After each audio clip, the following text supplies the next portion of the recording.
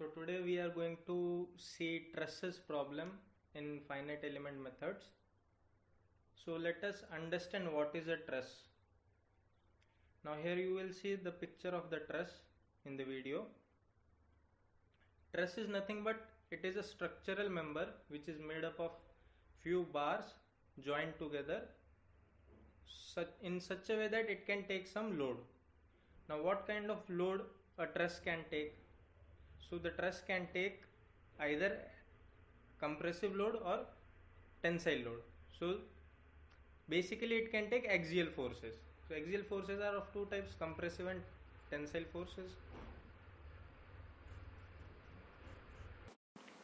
Now let us understand some basic key points of trusses. So we'll note down what are the basic key points. So first thing is what? It is a structural member. It is a structural member.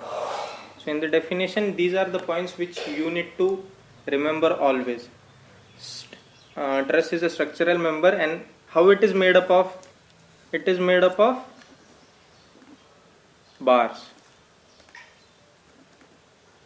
It is made up of bars.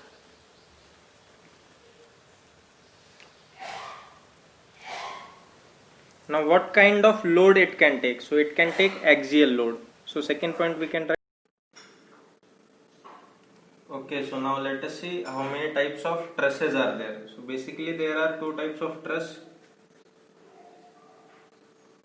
Types of truss. So there are two types.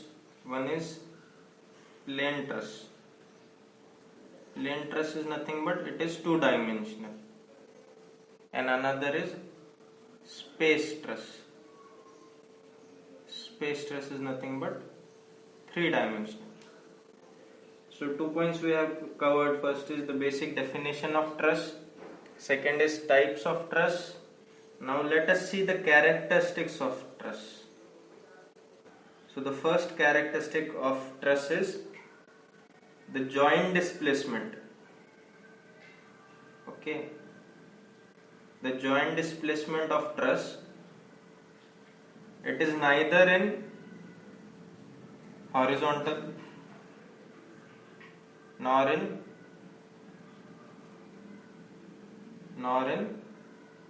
vertical direction. Now what does it mean? Now it means, let us say this is truss, and if you are focusing on this node's displacement, okay. Now the displacement of this node, there are possibilities that it will be in horizontal or in vertical direction. But the joint displacement will neither be in horizontal nor be in vertical. It will be somewhere in between. But to simplify, we can resolve them. So you resolve them in horizontal and vertical direction. Okay. So if it is in between, you know that theta, it will be at some angle theta.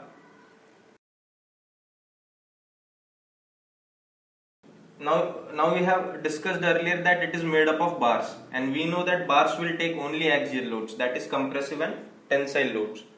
So the truss members are subjected to only tension and compression. And the last characteristic is the joints of the trusses are pin joints. Okay. Now you know if you are assuming this as a truss, there are three joints. 1, 2, 3. Now let us see the assumptions which we have to make to solve the problems, right?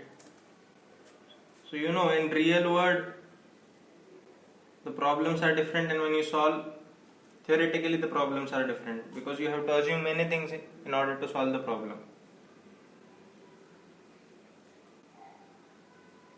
So let's see what are the assumptions. The first assumption is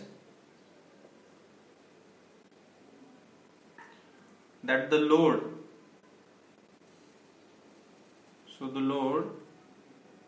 can be applied only on nodes, nodal points. So the load is always applied on the nodes. So this is the assumption which you have to take to solve the truss problems mathematically. The second is again the load applied will induce. So whatever load you are applying, it will be induced in tensile and compressive. So it will be induced in tensile and compressive forces. Whatever load you apply, it will induce in tensile and compression. And the third is, so we know that there are joints in trusses. So these joints are assumed to be, no, they are actually pin joints, but we assume that they are frictionless pin joints. So friction will not be there, right? And the last one, there will be the self weight of the bars of the truss, right? So this self weight we neglect. We neglect the self weight because, why? Because the load, if we take the ratio of self weight and load is way more higher than self weight. So we take it as limiting zero, neglect it.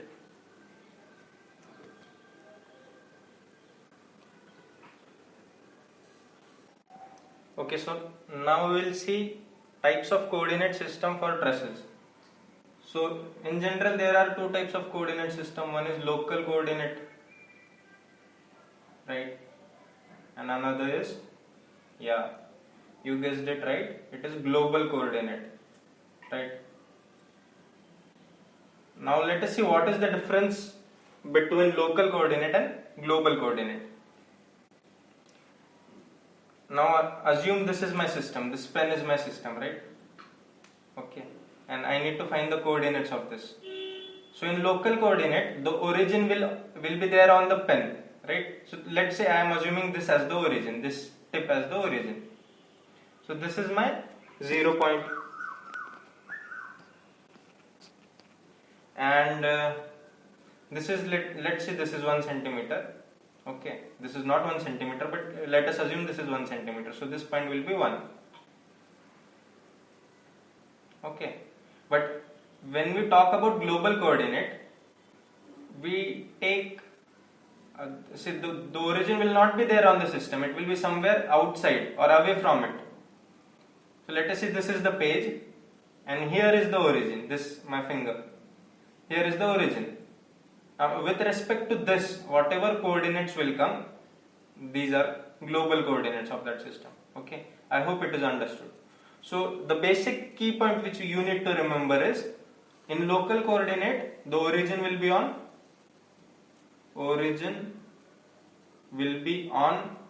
system, or you can say object, whatever object you are studying, right? So the origin will be on the system, and here origin, it may or may not, okay, it may or may not be on system, correct, or object, right? Now let us go into some technical part of it. This is my y-axis, this is my x-axis, right? I am assuming this a bar, okay. So the length of this bar, or we can say length of element, L subscript E. L is the length of element, right? This is x1 y1 coordinate, x1 y1, and this is x2 y2 coordinate, right? And this horizontal distance is L and the vertical distance is M. Now we have to find L and M, okay. So how to find L and M? Let us say this is inducing theta from the origin, right? So this angle will be also theta. Now since this angle is theta, what will be L? This L. L is nothing but cos theta, right? Adjacent upon hypotenuse.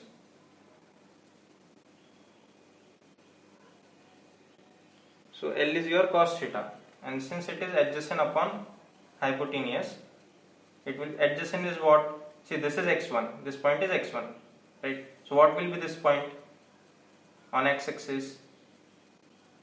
Throughout the points will be x2, x2, x2, x2, x2, x2. Here also x2, here also x2, here also x2, here also x2, here also x2.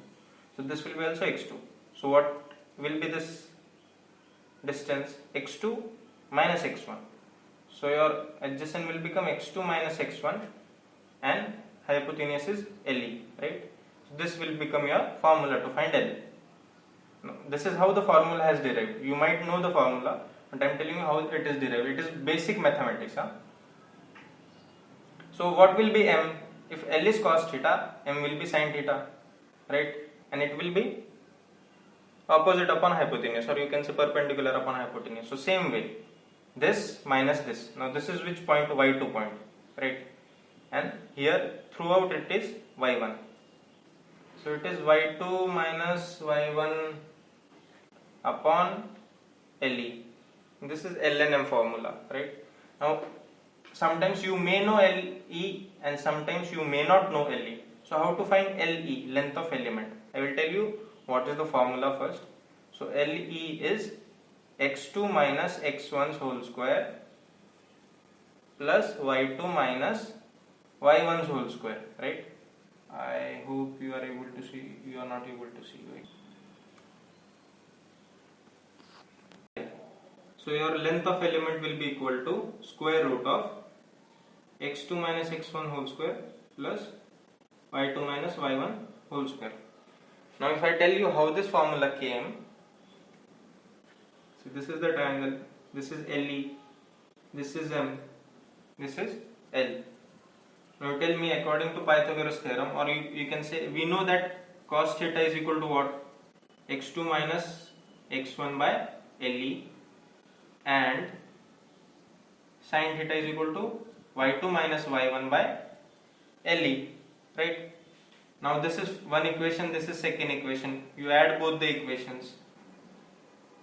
You square and add.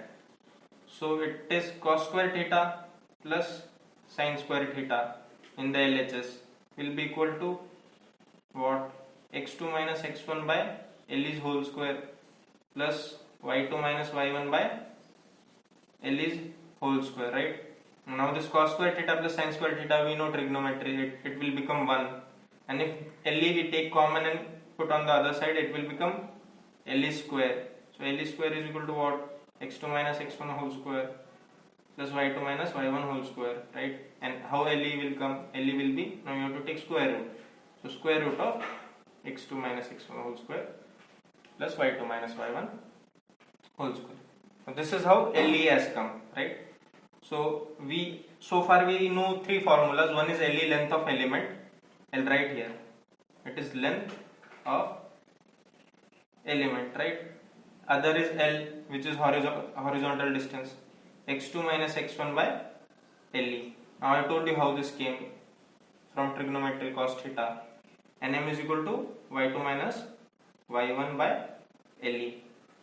This will be sin theta. So far we know three formulas, right? Now I told you there are two types of coordinate. One is global coordinate and one is local coordinate, right? So there must be some relation in between both of them. So what is the relation? The relation I can give as, now I am writing in terms of what? In terms of displacement, okay? I will tell you, I will explain you. Displacement, in terms of displacement. Q dash is equal to transformation matrix L. Let's say I am taking it as L. You can take it as T also, into Q. Okay. Now this Q dash is nothing but global displacement. Okay, in terms of global coordinate. So this is global displacement. This is local displacement. Local displacement in terms of local coordinate.